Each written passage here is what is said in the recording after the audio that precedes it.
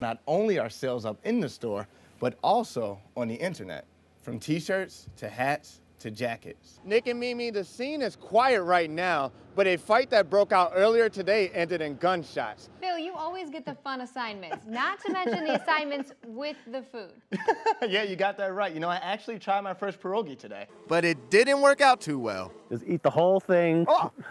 See? You should have eaten it the way I gave it to you. Just flushing one of these disposable wipes a day could lead to clogging of your private sewer lateral. Your best bet? Just throw them in the trash. Runners I spoke with say they did not have any fear of running in the marathon, and they are not going to let anything get in their way from finishing this race. These are strictly recommendations that the safety board is issuing in DK, but they could eventually become orders. Which means it's time for these newly Beloit graduates to get out there and change the world their best way possible. And as for Tammy Baldwin, it's back to Washington to do the same. 27-year-old Rebecca Zeller was arrested Thursday morning for failure to appear in DeKalb County Court on charges of prostitution. The woman was spotted on 11th Avenue and 7th Street when she approached an SUV driven by Rockford Police Chief Chet Epperson. After running her file, she was taken into custody. Epperson talked about the area's prostitution problem earlier this week. People on the Broadway and the 7th Street and 11th Street district area that are tired of the prostitution. Nobody wants a prostitute to be walking in the business district. Obviously, that doesn't help out for marketing to help out your business. 11th Ward Alderman Karen Elliott says one of the reasons she moved her dress shop from Broadway to downtown Rockford was because of high prostitution in that area. She says it's nothing new. She's even been solicited by men a few times. I decided for exercise that I would walk to work because it's only 2 miles away, but I get stopped and asked if I would like a ride. Rockford Auto Repair is on the corner where the latest prostitution arrest took place. Tom Wynn says it's hurting the business. We talked to a few customers who come over here, and we ask them why they don't come over here. And they say because of the area quite high crime, like a prostitution or something like that. Alderman Elliott wants to see more men who solicit prostitutes arrested and a greater police presence. It's hard to keep. We don't have the money to keep a constant bike patrol, foot patrol presence. It doesn't look like a funeral or sound like one, but it is. And they're doing it New Orleans style. All we're missing is gumbo.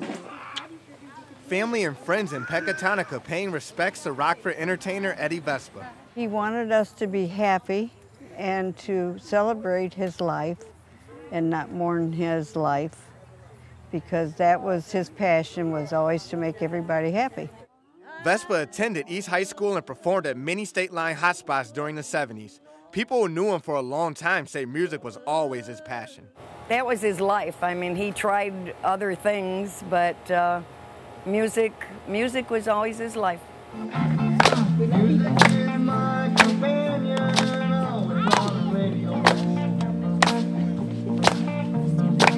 At the end of the program, they had a song called "Music Is My Jamaica," and that was, he wrote that song. That's how he felt about music.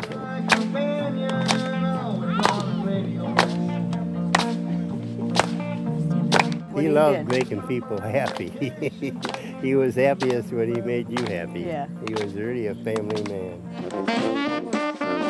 And if Eddie was here today, He would have said, "Let the good times roll." Jeff Barnes keeps a picture of his 2 adopted children as his computer background. She told us that she wanted to give her children to a family that couldn't have children. But he is not your ordinary adoptive parent, because Barnes is gay. He and his partner Carlos adopted these pair of twins, Olivia and Santiago, last year. Barnes says he was fearful his kids may be teased growing up with 2 fathers, but he says being a parent has been worth it, and he plans on mentoring same-sex couples who want to adopt. By all means, proceed with your adoption. As we've seen over really even the last 2 to 4 years, society's views are changing for the gay community. Children's Home and Aid is holding a meeting in Loves Park next month for same-sex couples wanting to adopt. They want them to know they'll be treated fairly in the adoption process. It's really not any more difficult going through the process than it would be for a traditional heterosexual couple. Most of the steps pretty much are all the same.